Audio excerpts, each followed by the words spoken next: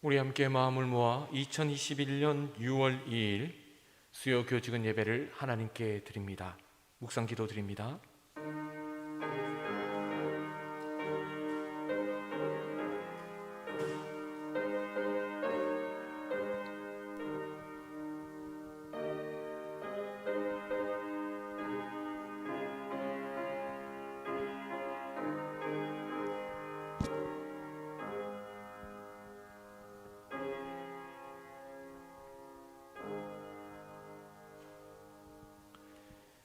우리 함께 예배의 시작 드리겠습니다. 사랑하는 교직원 여러분, 주님 안에서 평안하셨습니까? 주님의 이름으로 여러분 모두를 사랑하고 환영합니다. 주님의 성호를 찬양하며 감사드립니다. 이 시간 저희들은 하나님께 예배를 드리러 나왔사오니 전능하신 하나님이여 우리 예배를 받아주시옵소서. 이 시간 우리는 시와 찬미와 신령한 노래를 부르며 또 우리 마음을 살피시는 하나님께 감사함으로 기도드리고 말씀 앞에 겸손한 자들이 되기를 원합니다. 주께서는 이 예배를 통하여 우리에게 말씀하시옵소서. 저희들이 겸손히 듣겠습니다. 여호와는 그 얼굴을 우리에게 향하사 평강 주시기 원합니다. 아멘. 나는 예배자입니다. 찬양 드립니다.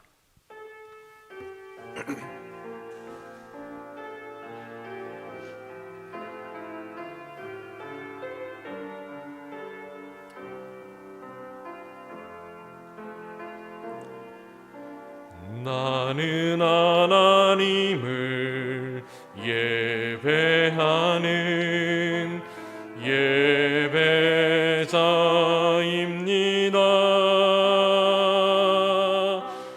내가 서 있는 곳 어디서나 하나님을 예배합니다. 내 영혼 거룩한 은혜를 향하여 내 마음 완전한 하나님 향하여 이곳에서 바로 이 시간 하나님을 예배 내가 서 있는 곳 어디서나 하나님을 예배합니다. 내 영혼 거룩한 은혜를 향하여 내 마음 완전한 하나님 향하여 이곳에서 바로 이 시간 하나님을 예배합니다.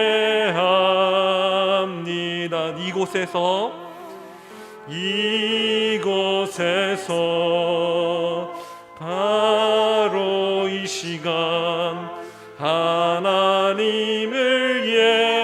예배합니다.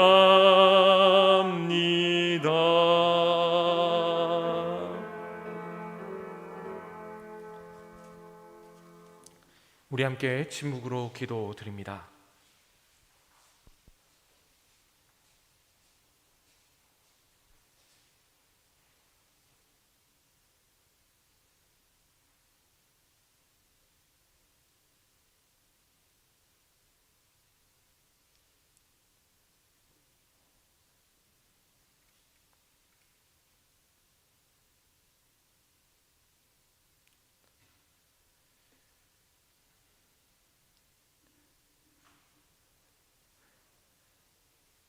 아버지 하나님, 하루를 시작하기 전 아버지께 예배로 시작함을 고백합니다.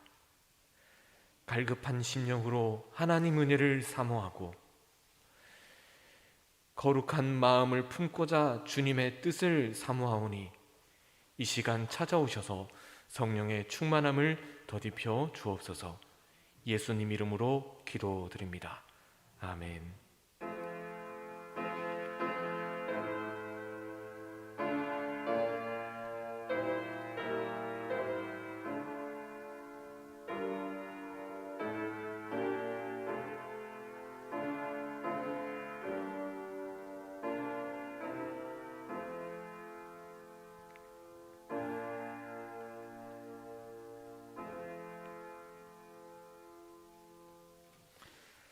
오늘 저희 주신 하나님 말씀 느헤미야서 1장 1절에서 11절 끝절까지 말씀입니다.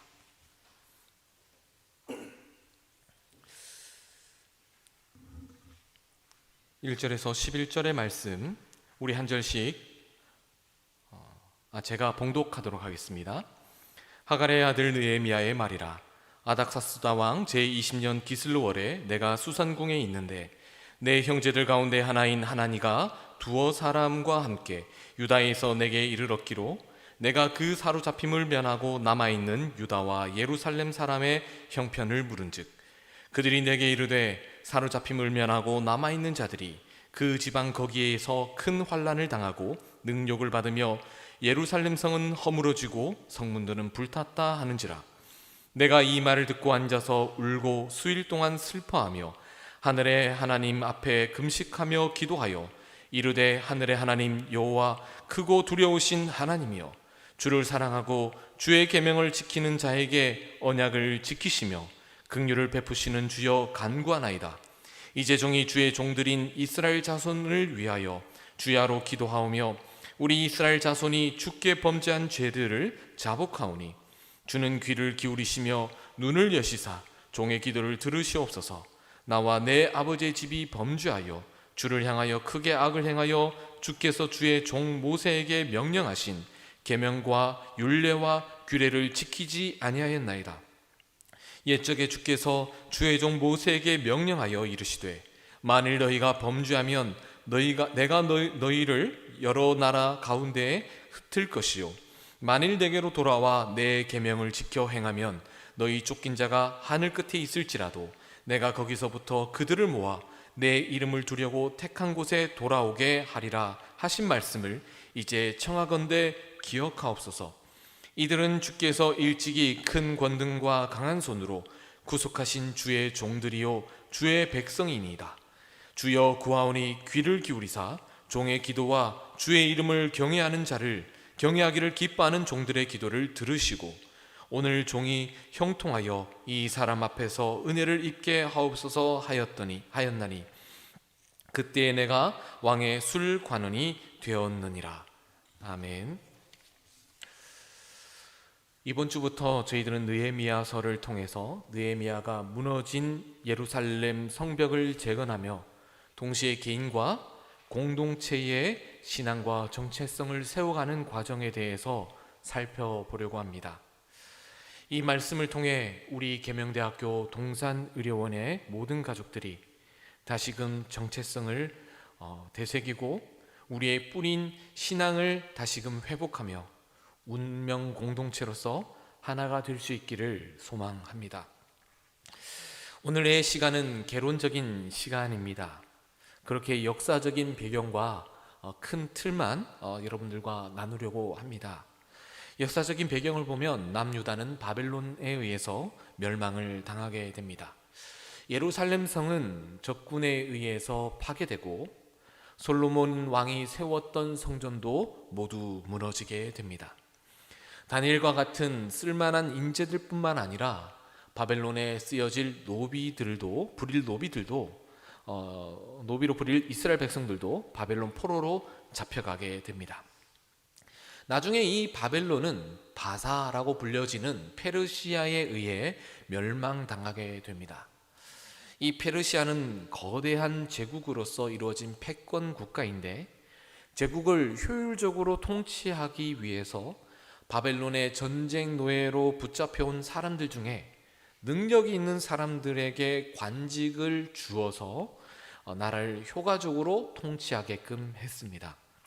느헤미야도 그러한 케이스였는데 느헤미야는 페르시아의 수산궁에서 술관원이라는 직책을 맡고 있었습니다. 예전에 우리나라의 임금님께서도 그러하셨듯 페르시아의 왕도 자신이 먹는 음식과 자신이 마시는 음료에 독이 있을 것을 염려해서 자신이 먹는 음식과 음료가 안전한지를 확인해주는 신하들을 두었습니다. 이 느헤미야가 바로 페르시아 왕이 마시는 술을 담당하는 관원이었습니다.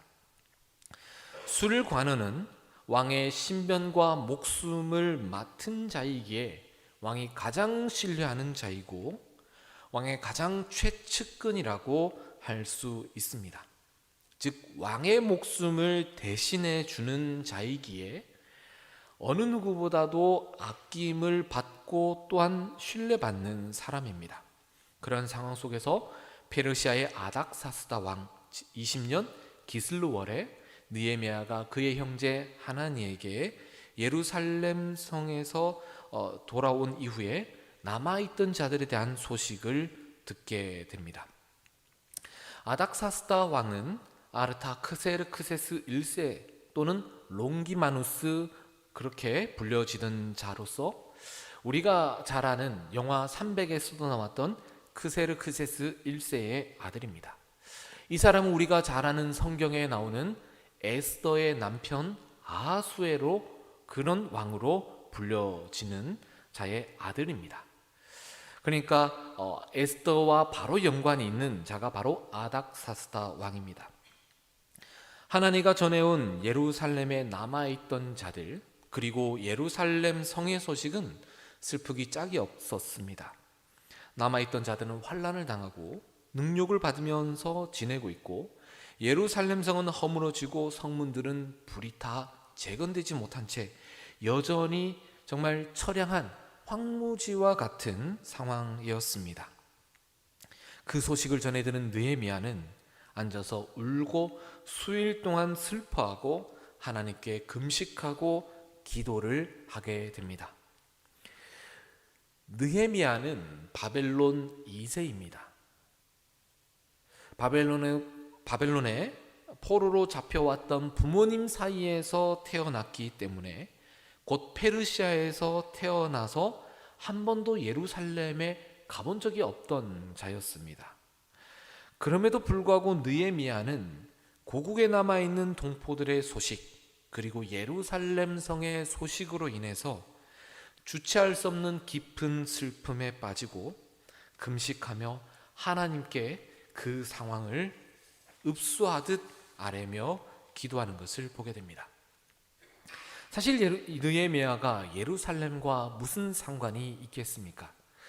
우리나라에서 외국으로 이민 가신 분들 중에 그 2세 분들이 우리나라에 대해서 가지고 있는 정서와 크게 다를 바 없다라고 여기면 될 것 같습니다. 부모님의 이민한 부모님을 따라서 그들은 그곳에서 태어나 그곳에서 자라서 그곳의 정서와 문화에 익숙한 이들은 대한민국에 대해서 내 부모님의 나라라고 생각을 하고 있지만 애틋한 그런 마음은 없으리라고 여겨집니다. 그런 이민 2세의 감정과 느헤미야의 상황은 매우 비슷하다라고 할 수 있습니다. 그럼에도 불구하고 느헤미야는 울면서 애통하고 금식하며 기도했던 것은 하나밖에 없다라고 생각하게 됩니다. 곧 자신의 뿌리, 내가 어디서 왔고 내가 어떤 혈통인지를 아는 정체성 때문입니다. 성경은 느헤미야의 부모님에 대한 설명을 하지 않고 있습니다. 다만 1절에 보면 그의 아버지 이름을 하가랴라고 말하고만 있습니다. 하가랴, 정확하게는 하갈야라고 하는데요. 여호와께서 어둡게 하시다, 여호와께서 혼란케 하시다라는 뜻을 지니고 있습니다.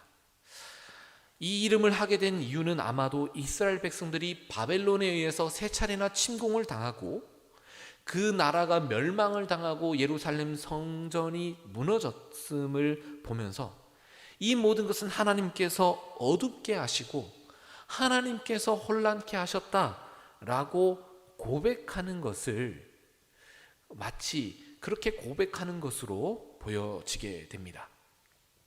즉 우리가 이런 고난을 겪고 이런 형편에 있는 것은 하나님께서 하신 일이다. 그렇게 바벨론에 있던 모든 포로들이 대체로 그랬듯이 우리가 하나님께로 되돌아가자라는 모토를 가지고 있게 됩니다. 그래서 구약 성경의 대부분이 이 바벨론 시기 때에 문서화되는 것을 보게 됩니다. 성경은 느헤미야의 부모님이 느헤미야에게 어떤 교육을 시키고 어떤 사람으로 살아가게 하셨는지에 대해서는 침묵합니다. 그러나 분명한 것은 동포들의 고통, 그리고 예루살렘 성이 무너진 상황에 대해서 애통하고 바로 슬퍼한 것을 보면 자신이 어떤 민족인지, 어떤 정체성을 갖고 있는지, 그리고 하나님에 대한 믿음이 어떠했는지를 확실하게 우리는 확인할 수 있습니다. 한마디로 느헤미야의 겉은 페르시아에서 태어난 페르시아 사람이지만 속은 하나님을 신실히 믿고 있는 유다인인 것을 우리는 알 수 있습니다. 느헤미야서의 전체 내용을 통해서 추론할 수 있지만 느헤미야는 유다 민족이 고통받을 때 바로 자신의 가족의 일로 여기고 있고 그렇게 슬퍼했고, 또한 무너진 예루살렘 성을 하나님의 처소가 무너진 것으로 여겨 슬퍼하고 그것을 후에는 재건하게 됩니다. 사실 술 맡은 관원장, 왕의 바로 최측근, 무소불위의 권력을 지니고 있었기에 안정되고 평안한 삶이 보장되어 있었지만 그는 개인의 삶에 머물러 있지 않고 자신의 뿌리, 자신의 공동체를 생각하며 그것에 대해서 슬퍼하고 금식하고 기도하며 나중에는 그 공동체를 재건하려고 하는 사명감에 불타 그것에 헌신하는 것을 보게 됩니다. 오늘 살아가고 있는 우리에게 바로 느헤미야는 이러한 도전을 주고 있습니다.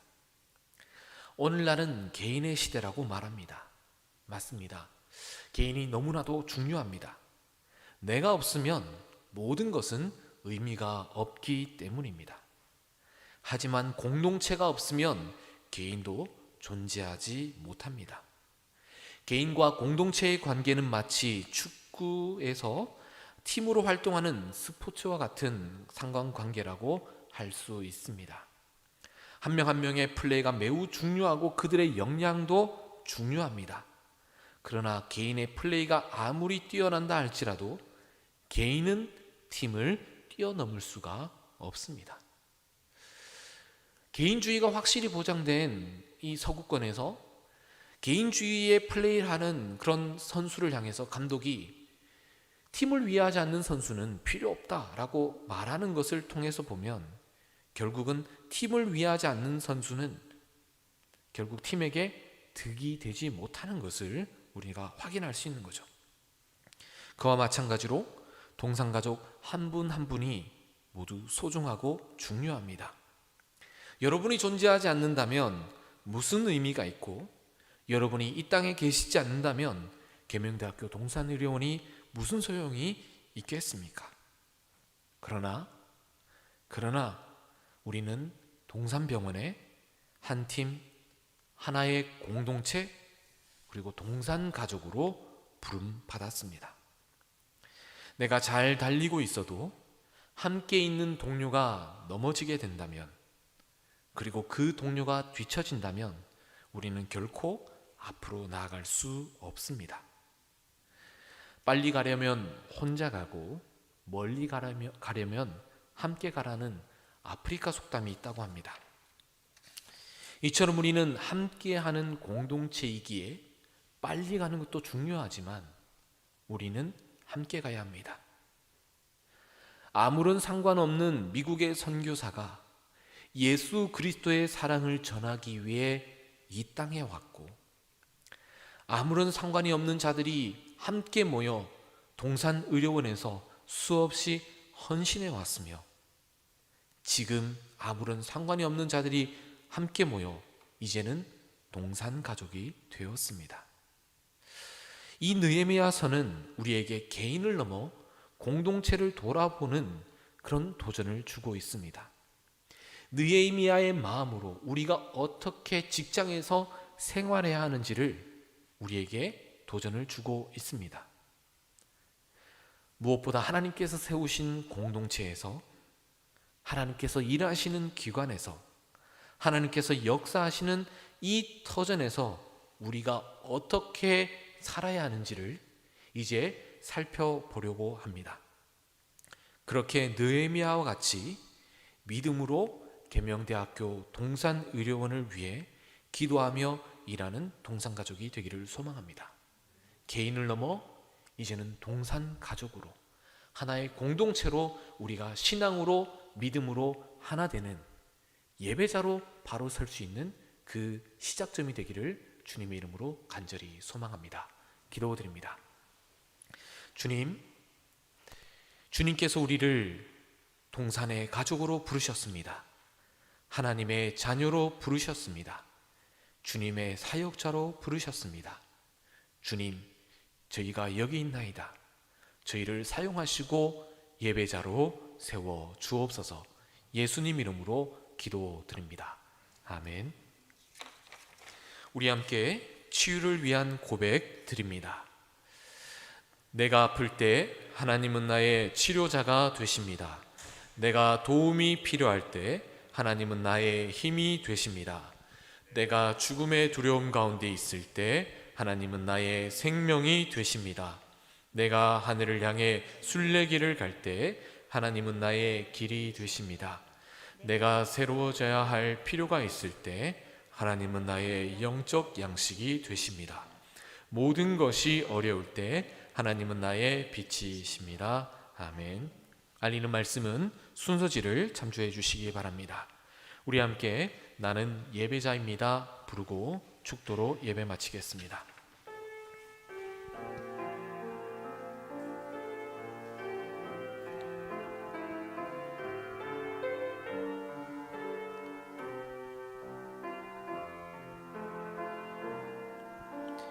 나는 하나님을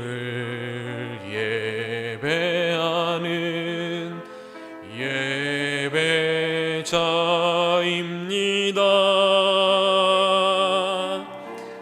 내가 서 있는 곳 어디서나 하나님을 예배합니다. 내 영혼 거룩한 은혜를 향하여 내 마음 완전한 하나님 향하여 이곳에서 바로 이 시간 하나님을 예배합니다.